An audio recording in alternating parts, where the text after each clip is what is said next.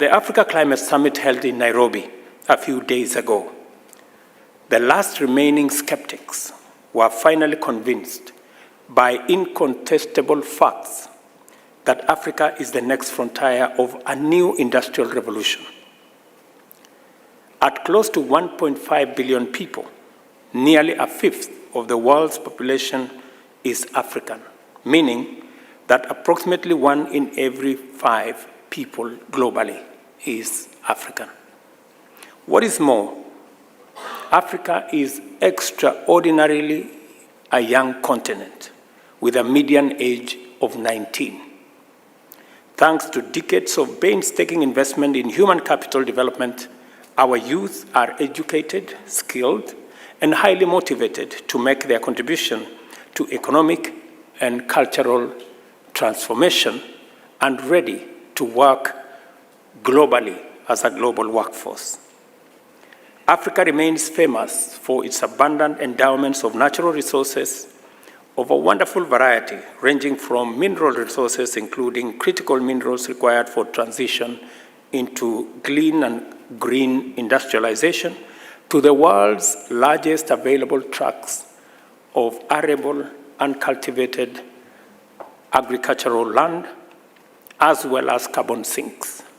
Together with green energy generation potential from solar, hydro, geothermal, and as you heard Meg say, wind power. In fact, the largest wind farm in Africa is Turkana wind farm that is in Kenya. Only capital and technology in the form of ready, affordable, and adequate investment stand between Africa's potential and its destiny. Underdevelopment and industrialization, and between poverty and prosperity, a youth time bomb and a democratic dividend. This is the context from which I speak to you at America's, if not the world's, technology capital here in San Francisco.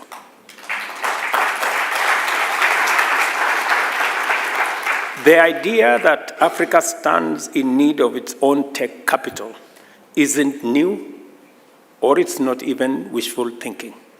For decades, thinkers have tossed around the idea of a space and culture dedicated to the development and expansion of technology companies, products, and innovations in Africa.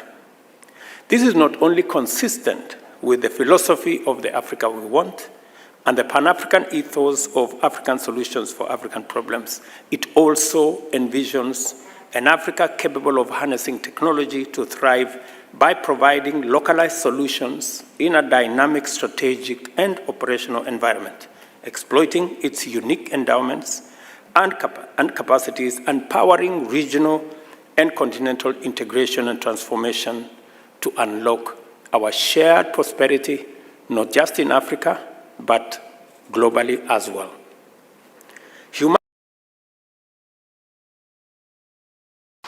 Kenya, ladies and gentlemen, is your gateway to the Silicon Savannah, to the East African community, the most integrated regional market of 500 million people. It is also a gateway to the Pan-African market of 1.4 billion people.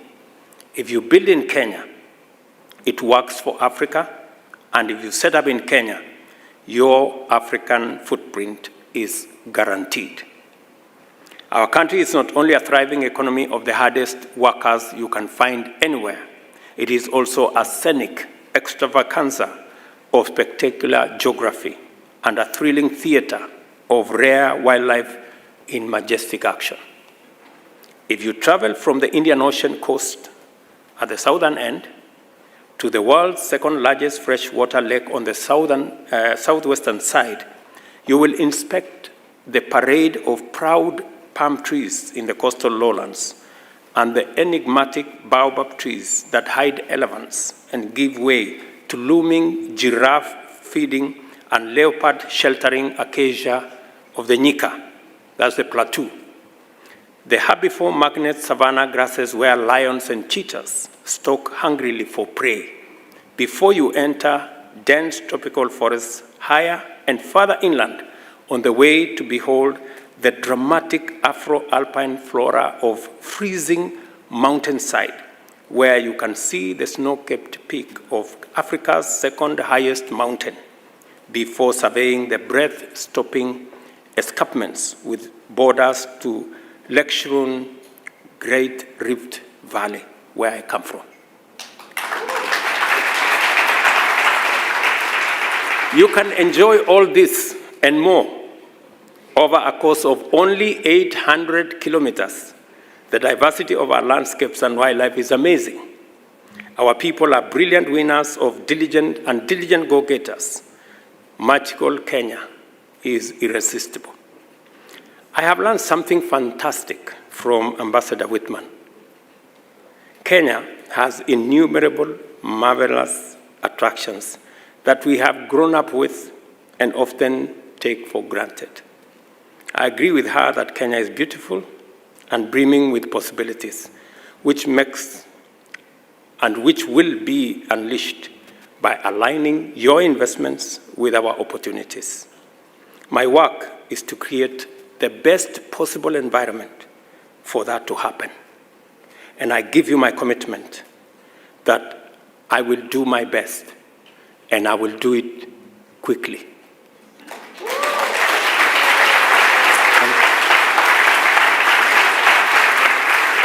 Safaricom is developing a partnership with Apple to integrate M-Pesa and its PayPal platform to extend M-Pesa's transactional reach globally.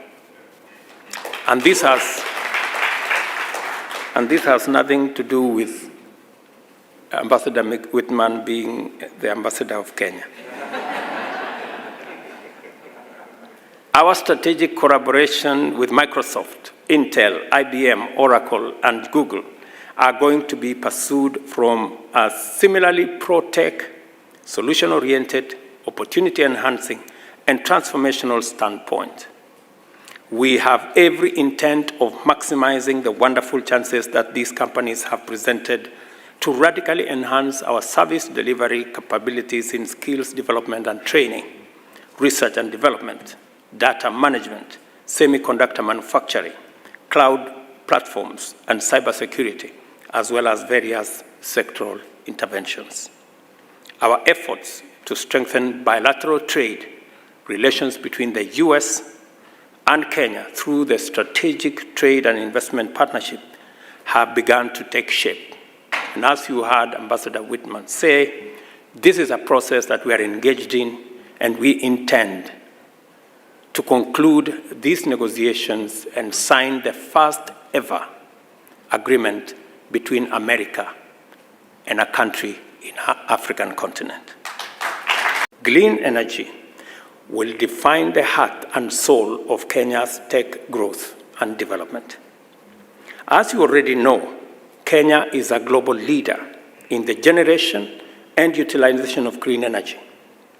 93% of our national grid is green, and we are taking necessary measures to provide not only 100% green grid, but also one that provides power with abundance, stability, and affordability required to stay competitive as a manufacturing industrial destination. And just so that you know that we are very serious about this, today in Kenya, we will be signing another 300 megawatts contract with FFI that will help us generate additional power from our geothermal resources. I mean today. It's happening in Kenya as I am here. American companies like Symbion, Delight, Synergy Limited, Sun Culture are already familiar with our position as active players in various sectors in Kenya. Our country is home to the only data center on our continent that is certified under the world's best green building rating system. Not only is the National Data Center accredited for leadership in energy and environment design, it is also certified by the Uptime Institute as a Tier 3 data center, which means that it can guarantee 99.99% availability of service. Last month, we broke ground for the only 100% green energy-powered data center connected to geothermal electric power at the most competitive cost per kilowatt hour.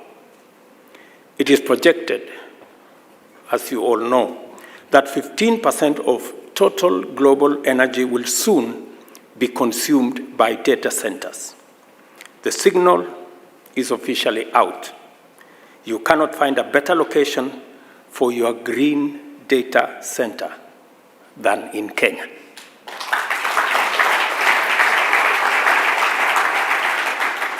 Additionally, Kenya's rich package of geostrategic advantages ranging from diplomatic, peace and security, humanitarian, business and investment, to technology and innovation is complemented by its situation as the gateway of 6 undersea fiber optic cables, which form the foundation of the country and the region's reliable data connectivity. This advantage is critical for the growth of our data center community. Kenya has now confirmed its position as a continental leader in e-mobility in terms of 2- and 3-wheel electric vehicles as well as buses. As we speak, 30 e-mobility companies, including such industry leaders as Kiri EV, Rome, Basico, Arkwright, and Powerhive, all call Kenya home. At the same time, regional leaders like Amboseli, which expanded into Kenya with US support, and Rivian, the US electric vehicle leader that operates safari vehicles in Kenya, will tell you that Kenya is indeed a very pleasant home. The Africa Climate Summit that we held a few days ago enabled Africa's leaders to mobilize effectively in defining a common continental position on climate action, which will shape our agenda in multilateral fora, including the United Nations General Assembly, which we are attending later this week, and the COP28 that is coming up in December. In addition to this, the summit reinforced Kenya's well-earned credentials as a leader in climate action, green transformation, and the commitment to align the global industrial decarbonization agenda with Africa's potential. Over 35,000 participants attended the summit, led by 25 African heads of state and governments and the UN Secretary General. One thing became undeniably clear: the future of green growth is African. To actualize the intention of developing a business-friendly environment, the following commitments are now very high strategic priorities. First, for the sake of stability, we have a tax code that is simple to enforce, consistent, fair, and predictable, that lasts at least 3 years. This is one commitment that I undertook when I made contact and I had a conversation with the American Chamber of Commerce. Secondly, we are committed to align our institutional framework for data protection with a global regime of global cross-border privacy rules framework. Third, we have eliminated VAT on exported products and the tax on stock-based compensation for employees of startups, as well as domestic equity requirements for ICT companies have been removed. Again, these are a raft of commitments that I did undertake to make Kenya a destination for the kind of companies that you run. You can now operate from Kenya into the region, provide services across the region without paying any additional tax. There was a requirement before that for you to set up in our continent, you needed to partner with companies in Kenya to the extent of 30% of equity. We have removed that requirement because we realize that the ability or capability of some of the companies locally to have that kind of resources may not exist, and therefore it served as an impediment. Further, we also give our undertaking to comply with the OECD's two-pillar solution for digital services tax when it enters into force. I believe it is also necessary at this stage to underscore our commitment to the re-engineering of our country's special economic zones and export processing zones with the intention of making them the most competitive in Africa.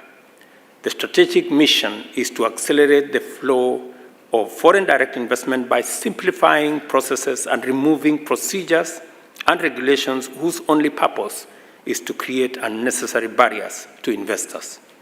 We are further clarifying and rationalizing land regime to make access to land in our special economic zone and export processing zones expeditious.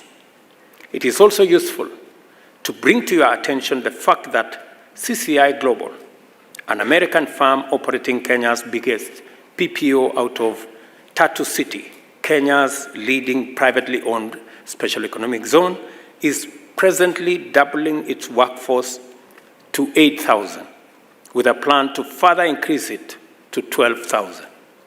This will enable CCI to serve American corporations including United Airlines, Spirit Airlines, JetBlue, AT&T, and Shipped, thereby giving very young Kenyans between 18 to 24 the opportunity to develop and provide the highest level of customer service skills.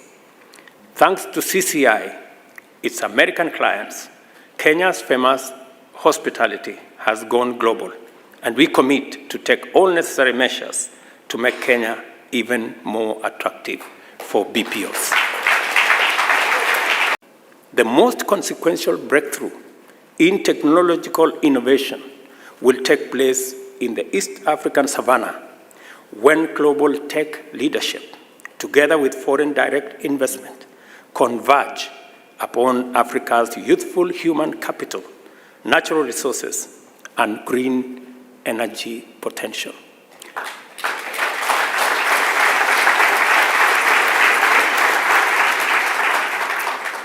I am very clear in my mind that this is the moment we are having a conversation about.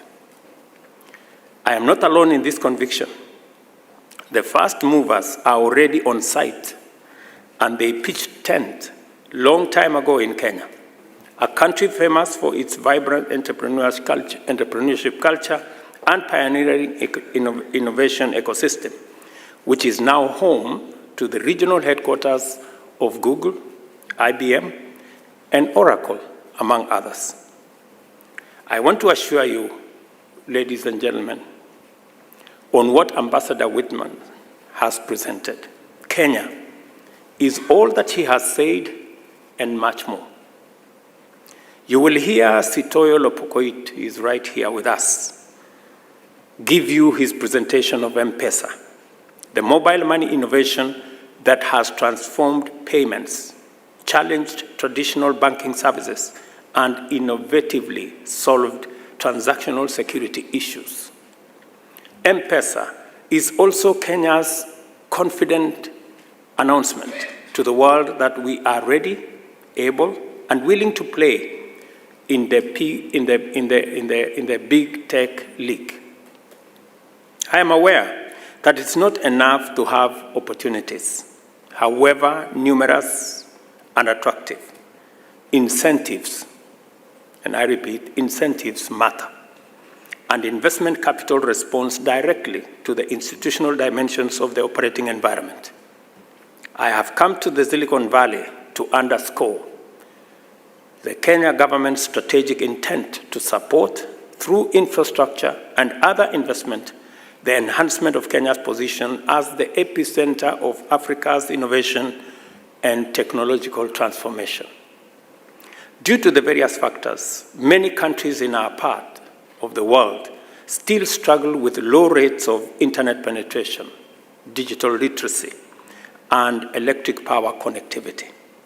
Access to the internet, a requirement to practically a fundamental human rights status throughout the world, remains out of reach for most people on our continent, with less than 22% access in 2021 that was reported.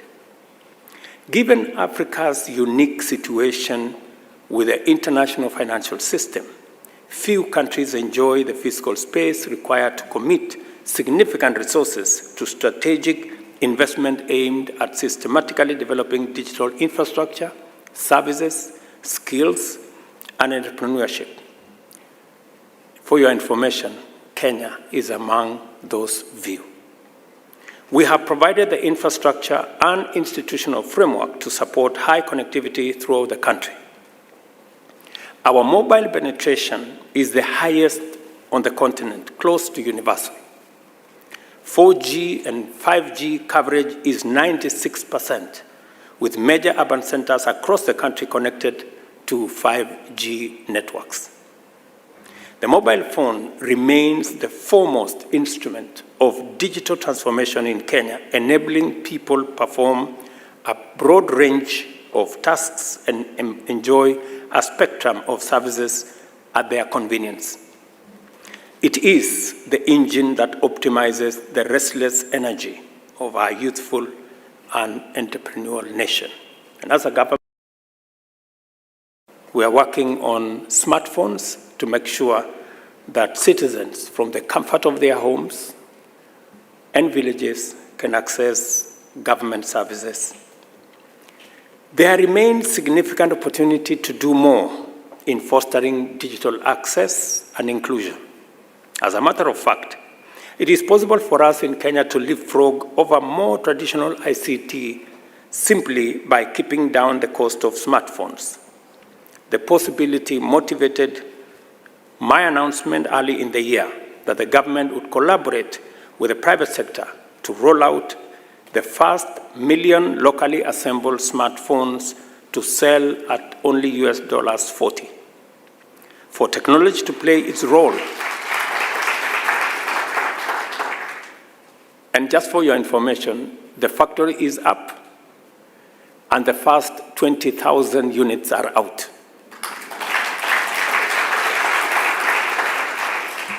For technology to play its role as the great equalizer, it must be supported through investment to become widely available, and working between government and the private sector is a necessity, if not an imperative. Kenya's high digital connectivity complements our people's entrepreneurship. In turn, this attracts venture capital to our economy. This is why Kenya defied a global slowing down of venture capital to record Africa's strongest growth in funds raised.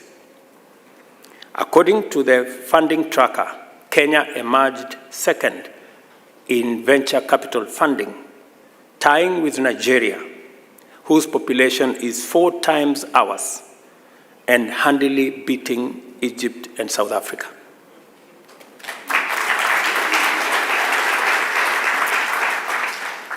The reason for Kenya's strong performance in attracting venture capital funding boils down to investor confidence, the knowledge that a startup that succeeds in Kenya is highly likely to scale the rest of Africa.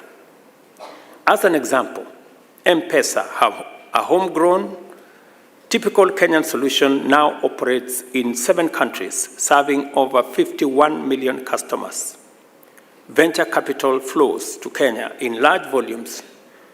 It's doing so because there is a conducive environment for innovators to test their products. Kenya's sizable youth population is ever hungry with new ideas, fresh innovations, and the fastest technology, and this makes our country a magnet for innovation, creativity, and entrepreneurship. We are unequivocally Africa's startup hub.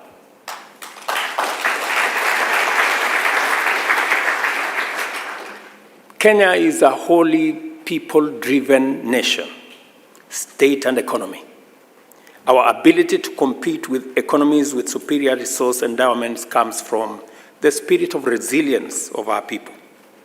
At the heart of our entrepreneurial culture are the hopes, dreams, and aspirations of Kenyan people. The irrepressible energy of our people drives our country's overall robustness, and particularly our dynamism in technological innovation and beyond. We do not take this for granted, and investing in people is therefore a critical strategic priority for Kenya. Kenya is the cradle of humankind, is the home of humankind. That is where we all came from.